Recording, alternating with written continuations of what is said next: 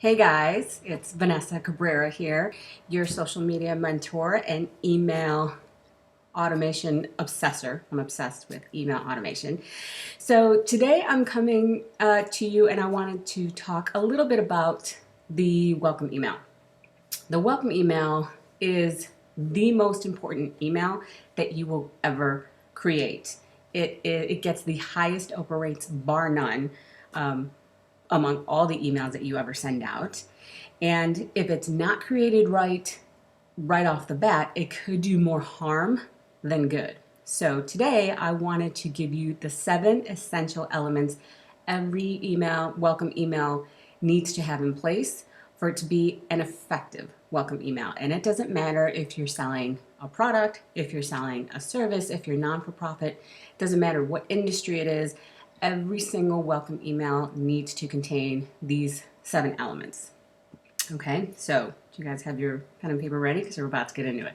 Okay, so number 1, your subject line should be very clear. Okay, there's no need to get creative or cutesy right off the bat. That'll come later.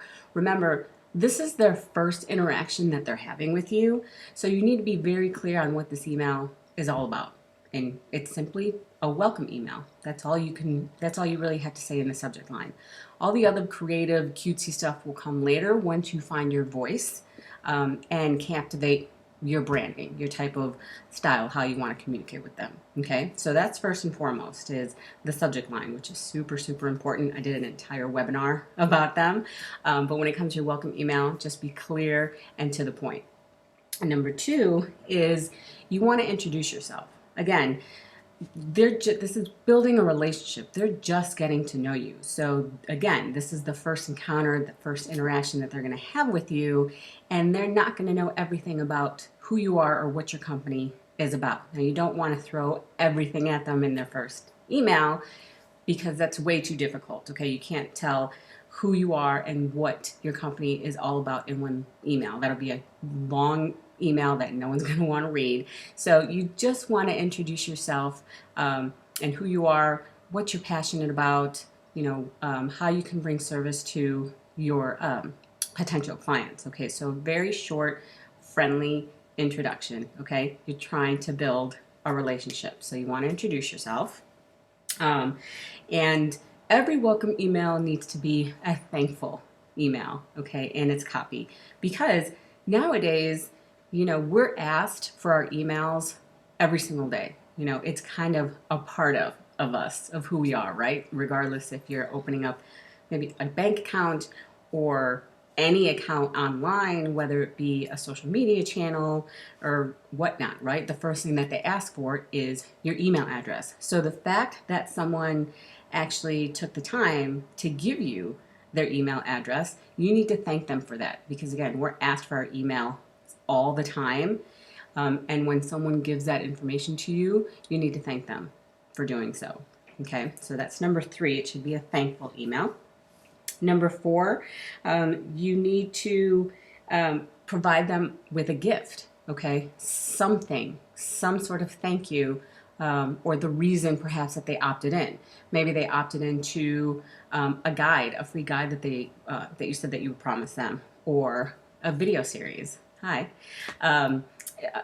Coupons, an event that they're scheduled, that they registered for. Okay, so as long as you give them what you said that you were going to give them, but it needs to be some sort of gift. Maybe it's just a thank you gift. Thank you for signing up for our newsletter or joining our list. Here's a free coupon off for $5 off or something like that. So any little free gift, and it doesn't have to be a big gift, okay? Just something very minimal that you can give them just to say thanks, okay? So it needs to have some sort of gift in there, okay? So that's number 4. Let's see, clear subject line, introduce yourself, should be thankful, include a gift, right? And you also want to include in your first email what they can expect from you. So what that means is, how often are you going to communicate with them? So are you going to be sending them daily emails? Then you need to be upfront about that. If you're going to send them, a newsletter, a monthly newsletter. Let them know about that and what that's going to entail. If you're going to, email them twice a week, just so they know what to expect from you right off the bat. So then, in hindsight, they'll be looking forward to getting your emails. Okay, and they know exactly what to expect. Just so long as that you live up to that promise. So let's say you're going to send them a daily email and you slack off and you only email them, 3 times a week, that's going to leave a bad taste in your mouth. Okay, so just live up to your promises. So you want to let them know what to expect from you. Number 6 is a call to action. Okay, so every email that you send out needs to have a purpose, needs to have an objective. What's the reason that I'm sending this email out, right? And so you can measure whether or not that email is working. Okay, is this email campaign being effective? Okay, and it's hard to measure that just on an open rate. Okay, you need to have them click on something within the email so you know and you can measure your click-through rates, which in my opinion is way more important than your open rates, because that tells you that they actually read your email. Okay, so you have to have some sort of call to action, whether that be whatever it is that you want them to do. Do you want them, you welcome them, right? They were interested in your company.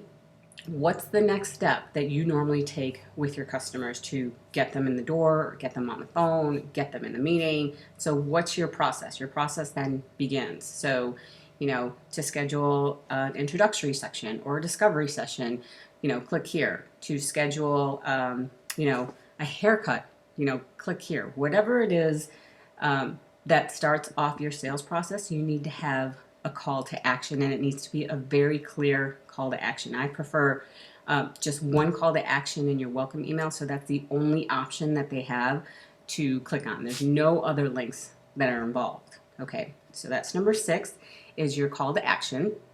And then my last tip on what essential elements needs to be included in your welcome email, and this is a big one. Okay, this is a monster tip that a lot of email marketers don't reveal, but I'm going to tell you guys right up front, and it works, is that the most read sentence in any email is the PS section. It's true. It works. And in the majority of my emails, and you guys are going to see it within this sales funnel that you guys are already on, or this journey I'm taking you guys on. I don't really like to say sales funnel. It's a little too corporate and salesy, but you know what I'm talking about. That's what it is. So on this journey, what you want to do is put your most important aspect, or maybe you're offering a deal or some sort of that nature, whatever really important information you don't want them to miss, put it in the PS section. It is the most read sentence, bar none, in any email. So that's where you want to put possibly their next steps or a bonus tip, or you can even lead it up to the next email. Maybe you're not stopping at one welcome email. You had them in a series. So maybe there you say, you'll receive an email tomorrow or in 3 days on such and such data. Okay. But that's the most read sentence in any email. So put the good stuff in your PS. Okay. So those are the 7 essential elements that will make or break any welcome email. And so that's that. Hope you guys enjoyed these tips and tricks, and I'll see you soon. Thanks.